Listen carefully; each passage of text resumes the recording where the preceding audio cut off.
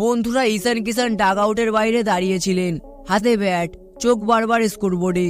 স্টেডিয়ামে তখন হাততালির গর্জন, কিন্তু তার মুখে হাসি ছিল না। কারণ এই ইনিংসটা ছিল শুধু রান করার জন্য নয়, দায়িত্ব নেওয়ার জন্য ছিল। ম্যাচ শেষে ঈশান কিষান দুর্দান্ত শতক করে ম্যান অফ দ্য ম্যাচ হন। কিন্তু আসল আলোচনা শুরু হয় অ্যাওয়ার্ড পাওয়ার পর। ঈশান কিষান নিজের কৃতিত্ব নিজে না নিয়ে সূর্যকুমার যাদব, হার্দিক পান্ডিয়া এবং বিশেষ করে রোহিত শর্মার নাম করেন। তিনি বলেন, ড্রেসিং রুমের বিশ্বাস আর রোহিত শর্মার সাপোর্টই তার আত্মবিশ্বাস বদলে দিয়েছে। নিউজিল্যান্ডের বিরুদ্ধে এই ইনিংসটা শুধু স্কোরবোর্ডের গল্প নয়, বরং একজনের বড় মঞ্চের ব্যাটসম্যান হয়ে ওঠার প্রমাণ। নতুন বল হোক বা স্পিন, সব চ্যালেঞ্জ সামলে খেলেছেন ঈশান কিষান। বন্ধুরা, ভারত বনাম নিউজিল্যান্ডের পঞ্চম টি-20তে সূর্যকুমার যাদব টস জিতে প্রথমে ব্যাট করার সিদ্ধান্ত নেন। অভিষেক শর্মা করেন 30 রান, সঞ্জু স্যামসন মাত্র 6।